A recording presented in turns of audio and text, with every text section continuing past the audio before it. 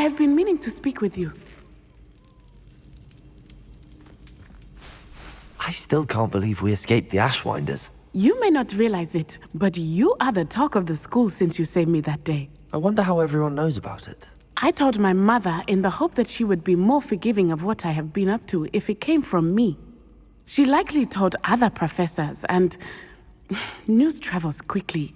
Unfortunately, she might, in fact, have been even less forgiving than I'd hoped. If she knew more about what you've done, I suspect she'd be proud. If she knew any more about what I've done, she would never let me out of her sight again. I'm sorry. Has Officer Singer done anything with the evidence we provided? She has not. Harlow is as strong as ever.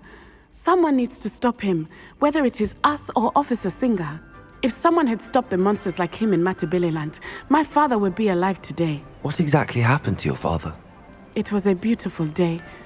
My mother had gone to tend to a neighbor who was ill, and so my father and I were galloping in the savannah. Galloping? Your father was also an animagus, I take it? He could become the most majestic giraffe, and he would carry me on his back, my arms around his neck. We were on our way home when we surprised a group of bandits who had come from our village. One of them saw me just as he removed a scarf from his face. He shouted and then aimed his rifle. He didn't want you to identify him. Exactly.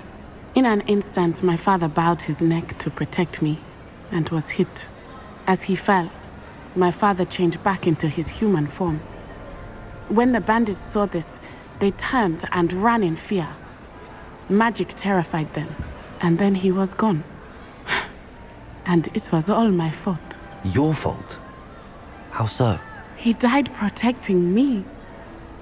If I had been capable of protecting myself, he would still be alive today. My mother and I tried to go on without him, but it became too much for us there.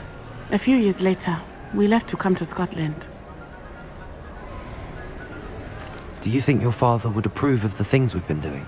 Oh my, that is a good question. In theory, yes.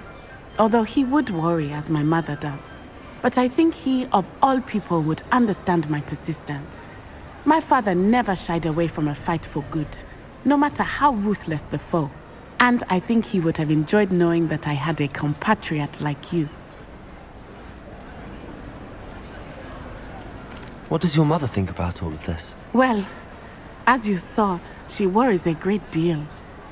She is an excellent seer, but I think it bothers her to this day that she did not see my father's death coming. She misses him, as do I. So I believe on some level she understands my need to seek justice in a small way. But that does not mean that she likes it.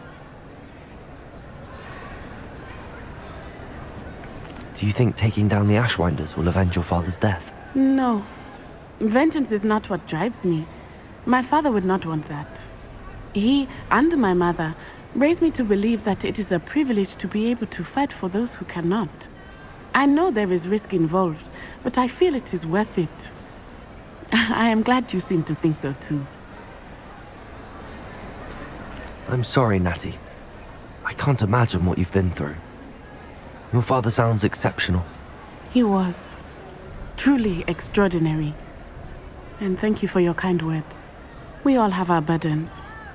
My father had a saying about that. Yes, I remember.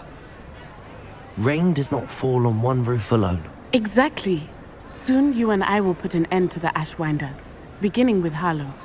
And once he is gone, we will turn our attention to Rookwood. We are making progress, and we will succeed. Thank you again for saving me. You deserve all of the praise you have received.